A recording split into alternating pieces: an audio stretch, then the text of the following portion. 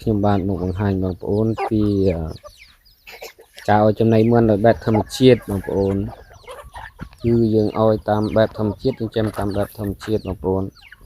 គឺយើងចិញ្ចឹមតាមទីវាលឲ្យចំណីតាមដីដើម្បីស៊ីសត្វអេតផ្សេងៗនានាណាបងប្អូនតោះចូលរួមតាមដានទាំងអស់គ្នាបានឲ្យចំណីមន់ពេលព្រឹកបងប្អូនចិញ្ចឹមមន់ស្រែចិញ្ចឹមបែបធម្មជាតិអត់មានអីរ៉ាយរ៉ាប់ជូនបងប្អូនទេថ្ងៃនេះតែក៏សូមផ្ដាំផ្ញើបន្តិចបន្តួចហាមយកចំណីមកពីខាងក្រៅដូចថាចំណីកាកសំណល់ផ្ទះបាយ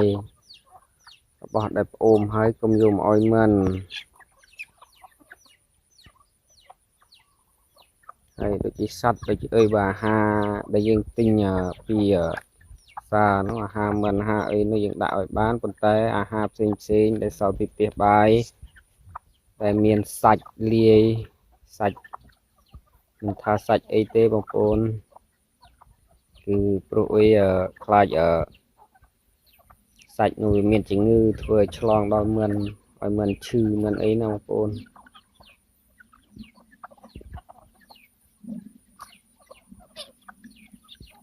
កាលណាតែឈឺមួយហើយគឺឈឺទាំងអស់ណែបងប្អូនដូចគេថាត្រីមកប្រកតែស្អុយមួយស្អុយទាំងអស់ចែងបងប្អូនកាលណាតែឈឺមួយហើយឈឺតគ្នាឆ្លងឆ្នេះហើយហាមយកចំណីមកពីខាងក្រៅជិះវៀង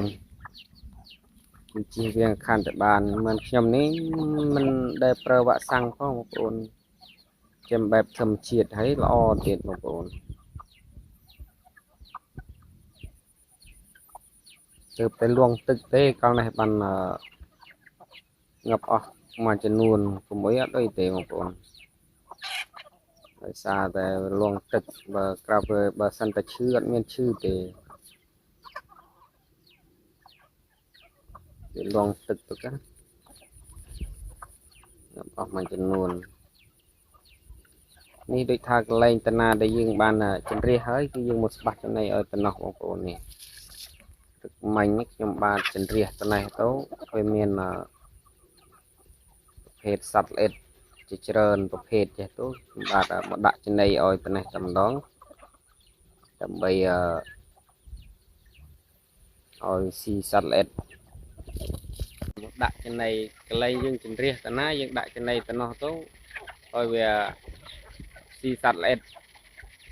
ស៊ីសត្វល្អិតទៅធ្វើឲ្យមិនយើងឆាប់ធំស្ថិត